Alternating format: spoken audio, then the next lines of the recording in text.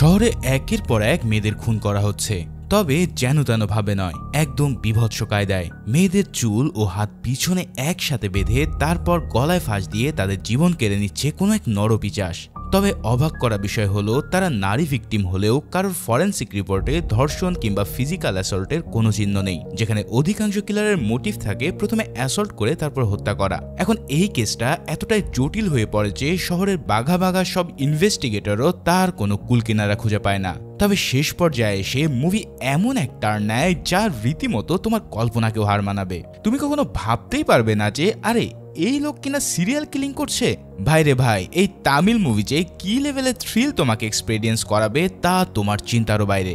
বলছিলাম অসাধারণ এক ক্রাইম থ্রিলার মুভি পোর্থোজিলের কথা। তো চলো আর কোনো স্পয়লার না দিয়ে শুরু করি আজকের অস্থির মুভিটার এক্সপ্লেনেশন। মুভি শুরুতে আমরা দুজন পুলিশকে দেখতে পাই যারা গাড়ি চালিয়ে জঙ্গলের ভিতর দিয়ে পেট্রোলিং করছিল। তখনই একজন পুলিশের হঠাৎ ওয়াশরুমে যাওয়ার চাপ আসলে সে তার কনস্টেবলকে গাড়ি থামাতে বলে এবং সে জঙ্গলের মধ্যে চলে যায়। ঠিক তখনই তার অদ্ভুত একটা জিনিসের উপর নজর পড়ে এবং বিষয়টা দেখতে যখন সে টর্চ মারে তখন সেখানে একটা মেয়ের লাশ দেখা যায়।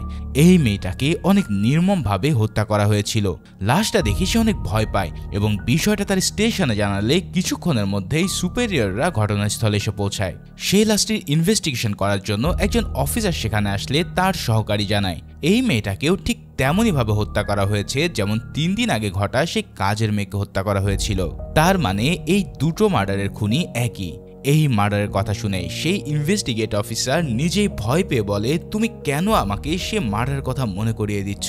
এর পরের দৃশ্যে আমরা প্রকাশ নামের একজন ডিএসপি কে দেখতে পাই যে মূলত অনেক ভীতু প্রকৃতির ছিল। একজন অফিসার হওয়া সত্ত্বেও সে রাতে একা একা বের হতে অনেক ভয় পেত। আজ তার চাকরির প্রথম দিন এবং সে তার জয়নিং লেটারটা এসিপি মাহেন্দ্রাকে দিলে সে বলে যেহেতু তুমি এই চাকরিতে নতুন তাই তোমার এখনো অনেক কিছু শেখার আছে, আর এর জন্য আমি তোমাকে এসিপি নাথানের পার্টনার হিসেবে নিয়োগ দিচ্ছি। যেহেতু এসিপি নাথান হচ্ছে পুলিশ ডিপার্টমেন্টের বেস্ট অফিসারদের মধ্যে একজন, কিন্তু তার রাগটা একটু বেশি ছিল। ডিপার্টমেন্টের সবাই তাকে অনেক ভয় পায়, যার কারণে কেউ তার আন্ডারে কাজ করতে চাইতো না। যেহেতু প্রকাশ এখানে নতুন ছিল তাই সে এসিপি নাথানের ব্যাপারে তেমন একটা কিছু জানতো না। তো প্রকাশ যখন এসিপি কে মাহেন্দ্রের দেওয়া জয়নিং লেটারটা দেখায় তখন সে অনেক রেগে যায়। এরপর সে সোজা চলে যায় এসিপির রুমে এই বিষয়ে কথা বলতে। এসিপি রেগে গিয়ে বলে যে আমি কাউকে আমার আন্ডারে ট্রেনিং দিতে চাই না, কারণ এটা আমার কাজ না। এছাড়াও আমি তো সবসময় বিভিন্ন কেস নিয়ে ব্যস্ত থাকি, তাহলে আপনি কিভাবে পারলেন এরকম একটা ফ্রেশারকে আমার অ্যাসিস্ট্যান্ট বানাতে? এসব শুনে এসিপি বলে যে আমি জানি তুমি অনেক ব্যস্ত থাকো, কিন্তু আমি চাই তুমি কাউকে তোমার মতো করে প্রস্তুত করো। প্রকাশ মাত্র 6 মাস তোমার আন্ডারে থাকবে, তাই এটাকে তুমি আমার একটা রিকোয়েস্ট মনে করতে পারো। এখন নাথান তার সুপেরিয়রের কথা আর ফেলতে পারে না এবং এক প্রকার বাধ্য হয়ে প্রকাশকে তার আন্ডারে নিতে হয়। এরপর এসিপি সেই ডাবল মার্ডারের কেসটি তদন্ত করার জন্য এসিপি নাথানকে দায়িত্ব দেয় এবং প্রকাশ সহ আরও একজনকে এই কেসে হেল্প করার জন্য অ্যাড করে নেওয়া হয়। সেখান থেকে বেরোনোর পর নাথান প্রকাশকে 2 ঘন্টা পর এয়ারপোর্টে দেখা করার জন্য আদেশ দিয়ে দেয়। পরের দৃশ্যে আমরা নাথান ও প্রকাশকে এয়ারপোর্টে দেখতে পাই, যেখানে তাদের দেখা হয় বিনা নামের এক টেকনিক্যাল অ্যাসিস্ট্যান্টের সাথে। বিনাকে মূলত এসিপি মাহেন্দ্রা তার দলে যোগ দেওয়ার জন্য পাঠিয়ে দিয়েছিল।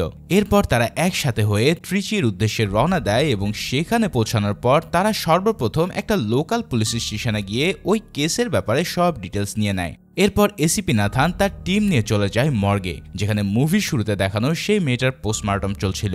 প্রকাশকে বাইরে রেখে সে একাই মর্গের ভিতর ঢুকে যায় এবং ফরেনসিক ডক্টরদের সাথে কথা বলে জানতে পারে যে খুনি প্রথমে মেয়েটার চুল দিয়ে তার হাত বেঁধেছে এবং তারপর তাকে একটা তার কাটার মাধ্যমে গলায় চিপে হত্যা করা হয়েছে। হয়তো গলার চিহ্ন দেখে আপনার মনে হতে পারে যে মেয়েটাকে ছুরি দিয়ে আঘাত করা হয়েছে, কিন্তু খুনির গায়ে এতই জোর ছিল যে সে ওই তারের মাধ্যমে গলার মধ্যে এরকম দাগ করে ফেলেছে।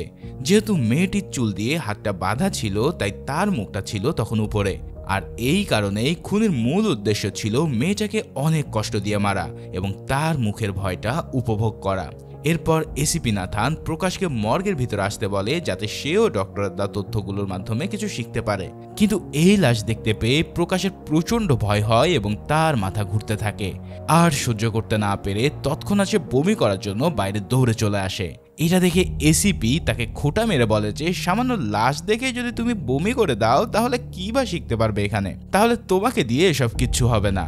তাই এখনো সময় আছে, তুমি এই সব কিছু ছেড়ে বাড়ি চলে যাও। তবে এই সব কথা শোনার পরেও প্রকাশ চুপচাপ এসে তার গাড়িতেই বসে পড়ে। এর পরের দৃশ্যে আমরা একটা হোটেল দেখতে পাই, যেখানে এসিপি নাথান যখন তার ড্রেস চেঞ্জ করছিল তখন প্রকাশ তার পিঠের মধ্যে কিছু আঘাতের চিহ্ন লক্ষ্য করে। তখনই এসিপি এসে বমি করার ঘটনা নিয়ে প্রকাশকে কথা শোনাতে থাকলে তার নজর পড়ে প্রকাশের তৈরি কিছু নোটের উপর।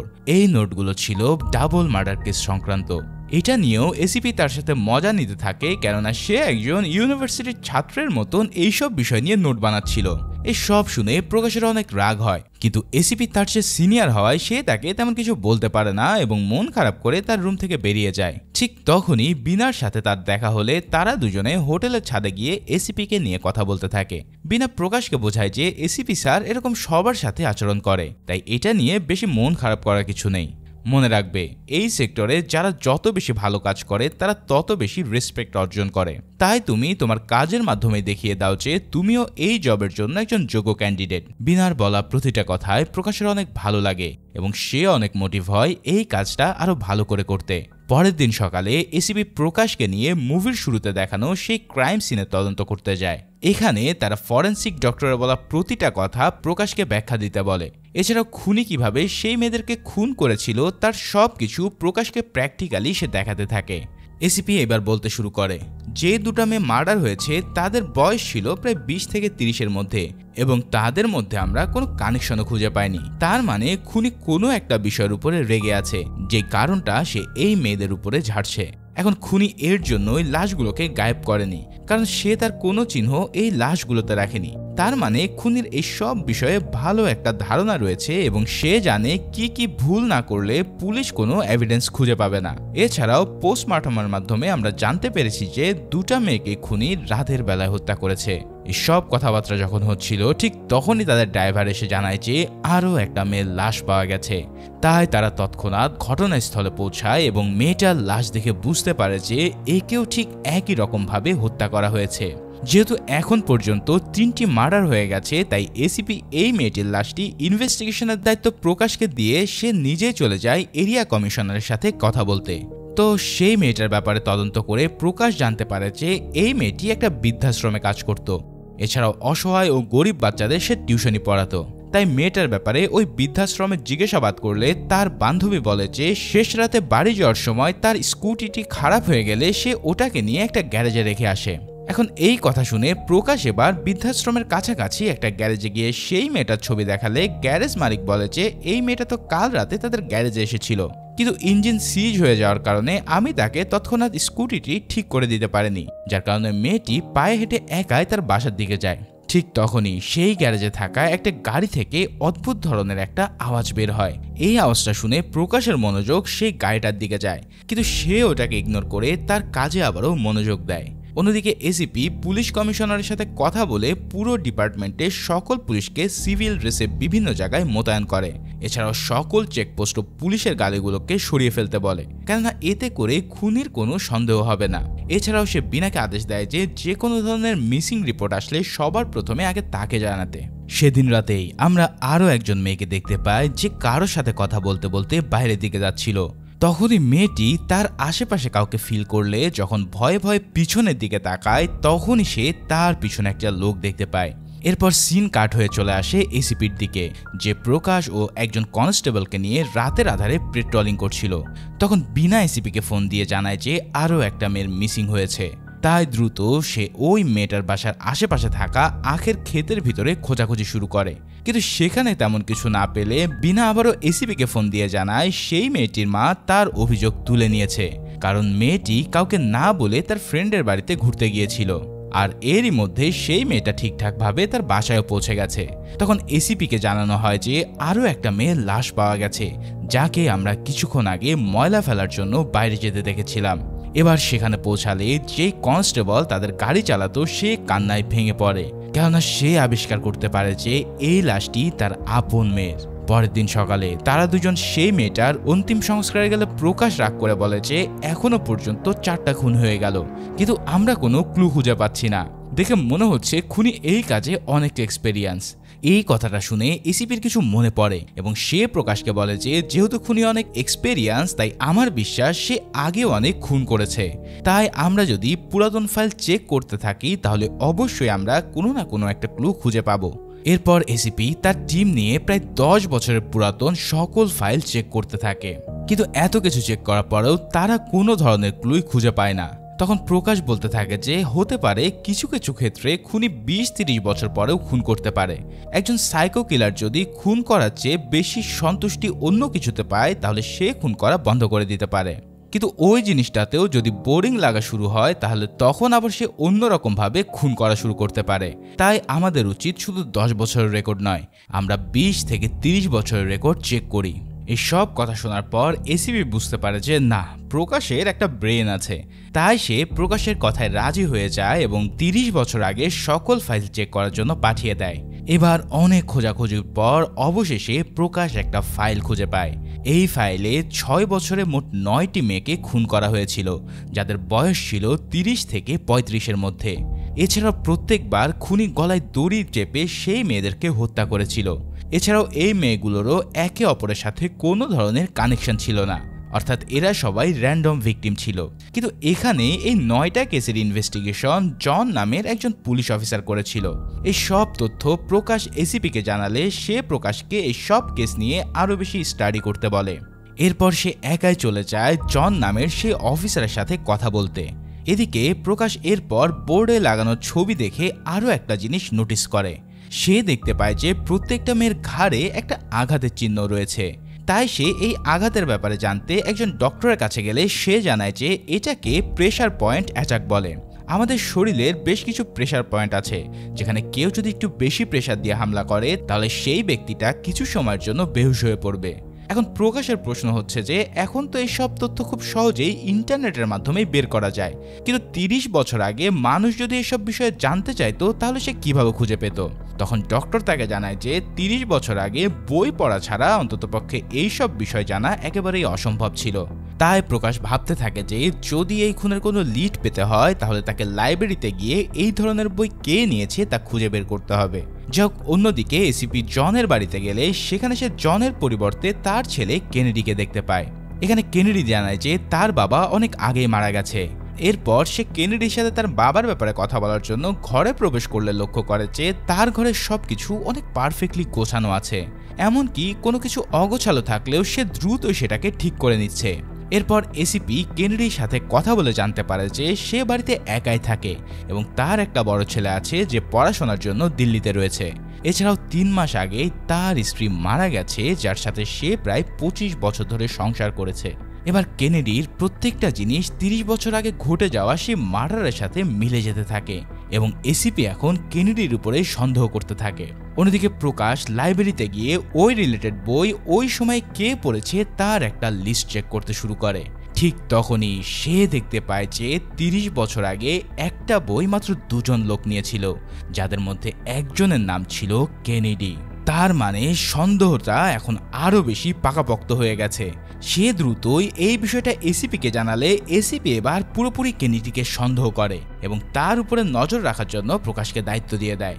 এবার প্রকাশ কেনেডির সামনাসামনি একটা বাড়িতে টুলেট ঝুলানো দেখলে সেই বাড়িটা ভাড়া নিয়ে নেয়, যাতে তার নজর রাখতে সুবিধা হয়। এরপর একদিন কেনেডি বাড়ির বাইরে গেলে প্রকাশ দ্রুত তার বাড়িতে ঢুকে সার্চ করা শুরু করে এবং সে ওখানে একটা তালা মারার রুমও দেখতে পায়। কিন্তু কেনেডি সেখানে চলে আসায় সে আর রুমটিতে চেক করতে পারে না এবং দ্রুত সেখান থেকে বেরিয়ে পড়ে। পরের দিন এসিপির কাছে খবর আসে যে সেই 4 জন মেয়ের খুনি হঠাৎ নিজের থেকেই পুলিশের কাছে স্যারেন্ডার করেছে। এছাড়াও সে তার সব অপরাধ কবুল করে নিয়েছে। যেহেতু এই 4টা মেয়ের খুন মিডিয়ার কাছে একটা হট নিউজ হয়ে দাঁড়িয়েছিল, তাই ডিপার্টমেন্টের পুলিশরা দ্রুত এই কেসটাকে সলভ করার জন্য একটা চোরকে টর্চার করে সেই খুনির জায়গায় ফাঁসিয়ে দেয়। কিন্তু এসিপি তো জানতো যে আসল খুনি এখনো বাইরে ঘুরে বেড়াচ্ছে, তাই সেও প্রকাশ আবারও কেনেডির পিছু নিতে থাকে এবং একদিন একটা সুপার শপের ভিতরে কেনেডি চলে গেলে প্রকাশও সেই শপের মধ্যে চলে যায় তার উপরে নজর রাখতে। কিন্তু হঠাৎ কেনেডি তার সামনে চলে আসলে প্রকাশ বুদ্ধি করে তার সাথে কথা বলতে শুরু করে। যেহেতু কেনেডির কাছে প্রকাশ শুধুমাত্র একজন নতুন প্রতিবেশী ছিল, তাই সে প্রকাশকে ডিনারের জন্য আমন্ত্রণ জানায়। এখন প্রকাশ কোনো মতেই সেটাতে রাজি না হলেও তার জোড়াজুড়িতে এক প্রকার বাধ্য হয়ে সে রাজি হয়ে যায়। ঠিক তখনই কেনেডির কাছে তার ছেলের ফোন আসলে কেনেডির কথা শুনে প্রকাশ বুঝতে পারে যে সে তার ছেলেকে অনেক আদর করে এবং ভালোবাসে। এরপর প্রকাশ কেনেডির সাথে তার বাড়িতে যায় এখানে কেনেডি যখন রান্না করছিল তখন সে তার হাতে থাকা ছুরি দেখে বেশ ভয় পেতে শুরু করে। তবে তখনই প্রকাশ একটা জিনিস লক্ষ্য করে।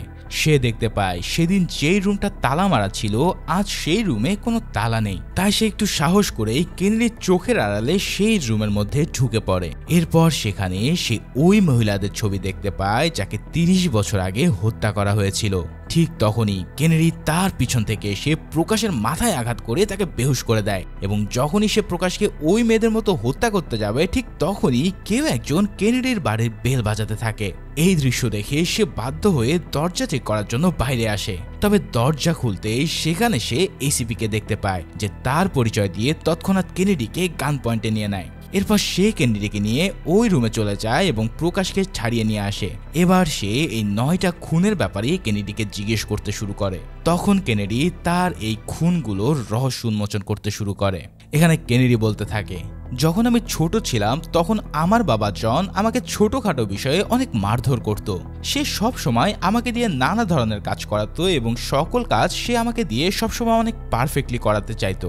যেহেতু আমার বাবা অনেক রাগী ছিল তাই আমি তাকে একদমই পছন্দ করতাম না এবং তার জন্য আমি বেশিরভাগ সময় বাইরে থাকতাম। এভাবে একদিন আমি ক্লাসে না গিয়ে যখন বাইরে সিগারেট টানতে থাকি তখন আমাদের স্কুলের একজন ম্যাডাম আমাকে দেখে ফেলে। এরপর সেই ম্যাডাম আমাকে বলতে থাকে যে এখনই তোমার বাবাকে গিয়ে আমি সবকিছু বলে দিচ্ছি। কিন্তু কেনেডি প্রচন্ড ভয় পেয়ে সেই ম্যাডামের পা ধরে পড়ে থাকে। সে বারবার অনুরোধ করতে থাকে যে প্লিজ ম্যাম এই কথাগুলো আমার বাবাকে বলবেন না, নাহলে আমার বাবা আমাকে খুন করে ফেলবে। কিন্তু তারপরেও ম্যাম তার কথা না শুনে তার বাবাকে এই সব কিছু বলার জন্য অগ্রসর হয়। ঠিক সেই সময় আর কোনো উপায় না পেয়ে রাগের চোটে কেনেডি তার মাথায় একটা ইট ছুঁড়ে মারে। এই ইট ছুঁড়ে মারার কারণে সাথে সাথেই ওই মহিলাটা অজ্ঞান হয়ে পড়ে। এই সব কাণ্ড দেখে কেনেডি ভয়ে যখন তার সামনে যায় তখন দেখতে পায় তার ম্যাডাম ইতিমধ্যে মারা গেছে। আর ঠিক এইভাবেই সে তার জীবনে প্রথম খুনটা করে। কিন্তু আশ্চর্যের ব্যাপার হচ্ছে এই খুনটা ঘটে যাওয়ার কারণে পুলিশ ডিপার্টমেন্ট প্রচুর ব্যস্ত হয়ে পড়ে। তাই তার বাবা জন এই কেস সলভ করার জন্য দিন রাত পরিশ্রম করতে থাকে। আর এই কারণেই কেনেডির বাবা জন তার ছেলেকে দিয়ে আর কোনো কাজ করায় না, যার ফলে কেনেডিও একটা স্বস্তি খুঁজে পায়। কেননা এখন তার বাবা এইসব কেসগুলো নিয়ে অনেক ব্যস্ত রয়েছে আর এই কারণে তাকে দিয়ে সে কোনো কাজও করাচ্ছে না। যেহেতু তাকে দিয়ে কোনো কাজ করানো হচ্ছে না তাই তার উপরে এখন কোনো অমানবিক নির্যাতনা চলছে না। এই সব কিছু দেখে কেনেডির মনে একটা প্ল্যান জেগে ওঠে। সে ভাবতে থাকে যে যদি আমি এভাবে দিনের পর দিন মানুষ খুন করতে পারি তাহলে আমার বাবা ব্যস্ত থাকবে আর আমাকে আর কোনো ধরনের মারধর করবে না। ঠিক সেই প্ল্যান অনুসারে এরপর থেকেই যখনই একটা কেস ঠান্ডা হয়ে যেত ঠিক সেই সময় কেনেডি আবারও তার নতুন শিকার করত। প্রথমে সে মানুষদেরকে মাথায় পাথর মেরে হত্যা করেছিল, কিন্তু পরে সে দেখতে পায় যে এসব রক্তগুলো তার মোটেও ভালো লাগে না। তাই সে প্ল্যান করতে থাকে যে কিভাবে রক্তপাত ছাড়া এদেরকে খুন করা যায়। তাই এরপরে সে একটা লাইব্রেরি থেকে ওই বইটা নিয়ে আসে যেই বইতে প্রেসার পয়েন্ট নিয়ে অনেকগুলো কথা ছিল। এই বইটা সে ধীরে ধীরে পড়তে শুরু করে এবং সে জানতে পারে যে কিভাবে অল্প সময়ের মধ্যেই কাউকে অজ্ঞান করে দেওয়া যায়। এরপর সেই টেকনিক খাটিয়ে সে মহিলাদেরকে মারতে শুরু করে। প্রথমে মহিলাদেরকে সে প্রেসার অ্যাটাক করে তাদেরকে অজ্ঞান করে ফেলতো। এরপর পিছন থেকে তাদেরকে রশি দিয়ে গলা চেপে হত্যা করা হতো। এখানে কেভিন তাদেরকে পিছন থেকে মারতো কারণ এইসব মহিলারা মারা যাওয়ার সময় যে ভয়ঙ্কর মুখের এক্সপ্রেশন করত সেটা সে কোনোভাবে সহ্য করতে পারতো না, যার কারণে সব সময় সে পিছন দিক থেকে অ্যাটাক করে তাদেরকে হত্যা করত। এছাড়াও এরপর থেকে সে বুঝতে পেরেছিল যে কিভাবে এভিডেন্স লুকিয়ে রাখা যায়। এভাবেই সে প্রায় 9টা খুন করে ফেলে। তবে একদিন হঠাৎ তার বাবা যখন হার্ট অ্যাটাকে মারা যায় তখন তার লাইফটা চিরতরে চেঞ্জ হয়ে যায়, কেননা এখন যেহেতু বাবা বেঁচে নেই তাই তাকে অ্যাবিউজ করারও কেউ নেই, যার কারণে সেই মার্ডারগুলো সেদিন থেকেই বন্ধ করে দেয়। তবে এতগুলো খুন করার পরে তার মনের ভিতরের এই অনুশোচনা কোনোদিনও থেমে থাকেনি। এর জন্যই সে প্রতি রাতে এই রুমে এসে সবার কাছে ক্ষমা চাইত এবং তাদের আত্মার শান্তির জন্য প্রার্থনা করত। তবে সব কথাবার্তা শুনেও এসিপি যেন কোনো মতেই তা বিশ্বাস হয় না। তবে কেনেডির কথা শুনে প্রকাশ বুঝতে পারে যে হয়তো সে এই আগের 9টা খুন করে ফেলেছে, কিন্তু এখনকার যে খুনগুলো হচ্ছে সেগুলো সে করেনি, কারণ এবার খুনের প্যাটার্নটা একদম অন্যরকম। খুনি এই সব মেয়েদেরকে সামনে থেকে অ্যাটাক করছে এবং তাদের গলায় ফাঁস দিয়ে সে এই মেয়েদের যন্ত্রণা দেখত। তার মানে এই রিসেন্ট কিলিং মিশনে কেনেডির কোনো হাত নেই, বরং এখানে আছে অন্য কেউ। এই সব কথা বোঝার পরে কেভিন তাকে আরো একটা গোপন রহস্য বলে। সে বলে যে কিছু মাস আগে আমার ঘরে একজন লোক এসেছিল যে পিছন থেকে এসে আমার হাত পা ও চোখ বেঁধে ফেলে। তারপর সেই লোকটি বলেছিল যে সে আমাকে প্রায় 30 বছর আগে থেকে চেনে এবং সে আমাকে একজন মহিলাকে হত্যা করতে দেখেছিল। ঠিক তখন থেকেই সে আমাকে ফলো করত এবং আমার প্রতিটা খুন দূর থেকে দেখত। সে আমাকে একজন আইডল মনে করত, কারণ এতগুলো খুন করার পরেও আমি স্বাধীনভাবে বাইরে ঘুরে বেড়াতাম। তাই সে আমার গলায় ছুরি ধরে এবং আমাকে খুন করার টেকনিকের ব্যাপারে সব বলতে বলে। আর এখানে আমি মৃত্যু ভয়ে তাকে সব বলে দিই যা যা আমি জানতাম। এরপর সে আমাকে আমার টেকনিকে বেহুশ করে এখান থেকে চলে যায়। এখন এই সব কথা শুনে প্রকাশ সেই লোকটার চেহারা দেখতে কেমন ছিল তা জিজ্ঞেস করে। তবে কেনেডি জানায়, আমি তো বললামই আমার চোখ বন্ধ ছিল, তাই আমি তাকে দেখতে পাইনি। কিন্তু যখন সে তার গাড়ি নিয়ে যাচ্ছিল তখন তার গাড়ি থেকে বাচ্চাদের গুলির আওয়াজের মতন একটা অদ্ভুত শব্দ বের হচ্ছিল। এখন এই কথা শুনে প্রকাশের সেই গ্যারেজের কথা মনে পড়ে যায় যেখানে সে একদিনও ঠিক এমনই এক আওয়াজ একটা গাড়ির মধ্যে থেকে পেয়েছিল। এই বিষয়টা এবার এসিপিকে জানালে কেনেডিকে পুলিশ স্টেশনে নিয়ে যেতে শুরু করে। কিন্তু কেনেডি তখন তার হাত থেকে পালিয়ে সোজা রান্নাঘরে চলে যায় এবং দরজা বন্ধ করে ফেলে। সে তখন বলে, আজ যদি আমার ছেলে এসব জানতে পারে তাহলে সে নিজেকে কোনোদিন ক্ষমা করতে পারবে না, কারণ সে আমাকে অনেক ভালোবাসে এবং বিশ্বাস করে। তাই প্লিজ আমার অনুরোধ থাকবে আমার এই সব কাহিনী যেন আমার ছেলেকে কখনোই জানানো না হয়। ঠিক এই কথাগুলো বলে কেনেডি তার ঘরে একটা সিলিন্ডার বাস্ট করে নিজেকে হত্যা করে ফেলে। এরপর তারা সেই গ্যারেজের মালিককে নিয়ে ওই গাড়ির ঠিকানায় যেতে থাকে, যে পেশায় একজন শিক্ষক ছিল। এছাড়াও সে বৃদ্ধাশ্রমে কাজ করত যেখানে সে তৃতীয়বার মার্ডার হওয়া মেয়েটি কাজ করতে এসেছিল। এবার আমরা সেই খুনির চেহারা দেখতে পাই। এখানে আমাদেরকে একটা ফ্ল্যাশব্যাক দেখানো হয়। এই খুনি দেখতে অনেক দীর্ঘকায় ছিল এবং তার শরীর বেশ ভারী ছিল, যার কারণে সে তার স্ত্রীর সাথে শারীরিকভাবে হ্যাপি ছিল না। এর ফলে তার স্ত্রী একটা অন্য ছেলের সাথে তার সামনেই শারীরিক সম্পর্ক করত। এই সব কিছু দেখে ধীরে ধীরে এই লোকটির মেয়েদের প্রতি একটা ঘৃণা জন্মাতে থাকে। এভাবে একদিন যখন তার স্ত্রী তার সামনে অন্যজনের সাথে ঘনিষ্ঠ হয় তখন সে আর সহ্য করতে পারে না। এই কারণে সে নিজ হাতে তার প্রথম খুন করে এবং তার প্রথম ভিকটিম হয় তার নিজের স্ত্রী। আর এরপর থেকেই সে বনে যায় একজন সাইকোপ্যাথে। এদিকে এসিপিও প্রকাশ সেই খুনের বাড়িতে গেলে সেখানে তারা কাউকেই দেখতে পায় না।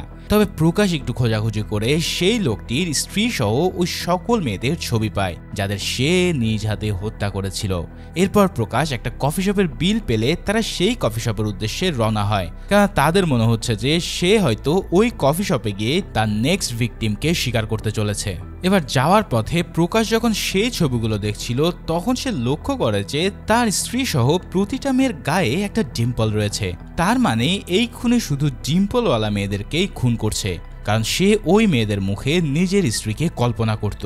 এরপর তারা কফি শপে গিয়ে একজন ওয়েটারকে সেই লোকটার ছবি দেখালে ওয়েটার বলে এই লোকটা টানা 2 দিন ধরে আমাদের ক্যাফেতে আসছে এবং সে এই কোনার সিটে বসে ঘন্টার পর ঘন্টা শুধু বাইরের দিকে তাকিয়ে থাকতো। তখন এসিপিও প্রকাশ সেই সিটের সামনে গেলে তারা জানালা দিয়ে একজন সিঙ্গারের ছবি দেখতে পায়। আর এইখানেও দেখা যায় যে তার গালেও ঠিক অন্যান্য মেয়েদের মতো ডিম্পল রয়েছে। এই সব কিছু দেখে তারা বুঝতে পারে যে হয়তো খুনির নেক্সট শিকার হচ্ছে এই মেয়েটাই। এখন এই সিঙ্গারের আজকের রাতে একটা কনসার্ট রয়েছে, তাই সে বর্তমানে একটা হোটেলে অবস্থান করছিল। তাই এসিপি এর পর প্রকাশকে সেই ক্যাফের মধ্যে রেখে দ্রুত সেই মেয়েটাকে বাঁচানোর জন্য বেরিয়ে পড়ে। কিন্তু সেখানে গেলে মেয়েটা জানায়, আমি তো আজ রাতে এখানে এসেছি, তাহলে কিভাবে একজন লোক আমাকে হত্যা করার জন্য ফলো করতে পারে। অন্যদিকে আমরা সেই খুনিকে দেখতে পাই যে একটা হোটেল রুমের বেল বাজালে রুম থেকে বিনা বেরিয়ে আসে। সেই খুনি তখন অসুস্থতার ভান করে বিনার কাছে সাহায্য চাইতে থাকে। অন্যদিকে প্রকাশ ক্যাফে থেকে তাদের হোটেলের ছাদটিকেও দেখতে পায়, যেখানে সে ও বিনা 3 দিন আগে গল্প করেছিল। যেহেতু বিনার গালেও ডিম্পল রয়েছে সেহেতু প্রকাশ বুঝতে পারে যে খুনির নেক্সট টার্গেট বিনাই হবে। তাই প্রকাশ দ্রুত বিনাকে এই বিষয় জানানোর জন্য ফোন দেয় এবং তারা হোটেলের দিকে যেতে থাকে। কিন্তু ততক্ষণে অনেক দেরি হয়ে গেছে, কারণ লোকটা ইতিমধ্যে বিনাকে কিডন্যাপ করে তার গাড়িতে করে পালিয়ে যাচ্ছে। তখনই এসিপি সেখানে চলে আসে এবং এসিপি ও প্রকাশ সেই গাড়িটা পিছু করতে থাকে। কিন্তু জঙ্গলের মধ্যে ঢুকতেই সেই গাড়িটা গায়েব হয়ে যায়। অনেক কষ্টে এসিপি ও প্রকাশ সেই লোকেশন খুঁজে ফেলে যেখানে খুনি গিয়েছিল, কিন্তু ইতিমধ্যে খুনি তার আওয়াজ পেয়ে লুকিয়ে পড়ে। এবার সেখানে বিনাকে দেখে প্রকাশ দৌড়ে বিনার কাছে চলে যায় এবং তাকে ছাড়াতে থাকে। ঠিক তখনই খুনি পিছন থেকে এসে এসিপির উপরে হামলা করে দেয়, যার কারণে এসিপি সেখানে বেহুশ হয়ে পড়ে। যেহেতু প্রকাশ অন্ধকারে অনেক ভয় পেত, তাই খুনি এই বিষয়টার ফায়দা নিয়ে প্রকাশের উপরে হামলা করে দেয়। অনেকক্ষণ ফাইট করার পর প্রকাশ অবশেষে সেই খুনির চোখে গুলি করে, আর ফাইনালি খুনি সেখানে মারা যায়। এরপর তারা তিনজন হসপিটালে যায় এবং নিজেদের চিকিৎসার পর এসিপি তাকে ব্যাগ প্যাক করে সেখান থেকে চলে যেতে বলে। এখন এত কিছু করার পরেও যেহেতু এসিপি প্রকাশের কাজ দেখে সন্তুষ্ট হয়নি, তাই প্রকাশ হতাশ হয়ে বাড়িতে চলে আসে। এরপর বাড়িতে গিয়ে যখন সে ব্যাগ গোছাতে থাকে, তখন সে বাইরের জানলা দিয়ে একটা ছেলেকে দেখতে পায়। এই ছেলেটা তার বাবা মায়ের ঝগড়ায় বিরক্ত হয়ে বাইরে এসে কানে হাত দিয়ে বসেছিল, কেননা অনেক দিন ধরে সে তার বাবা মায়ের এই ঝগড়া কোনোভাবে মেনে নিতে পারছিল না। ঠিক তখনই প্রকাশ সেই ছেলেটার কাছে গিয়ে একটা মিউজিক প্লেয়ার দেয়, যাতে সে ওই ঝগড়া থেকে নিজের ফোকাসকে দূর করতে পারে। এরপর প্রকাশ সেই ছেলের বাবা মাকে বোঝায় যে কিভাবে আপনাদের ঝামেলার কারণে আপনার ছেলেটা কত বিরক্ত হচ্ছে।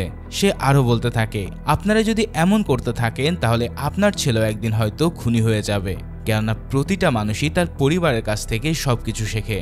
নিজের পরিবারের ভিতরে যদি শান্তি না থাকে, তাহলে সে বাইরে কোথাও শান্তি খুঁজতে গিয়ে পুরো পরিবেশটাকে নষ্ট করে ফেলবে।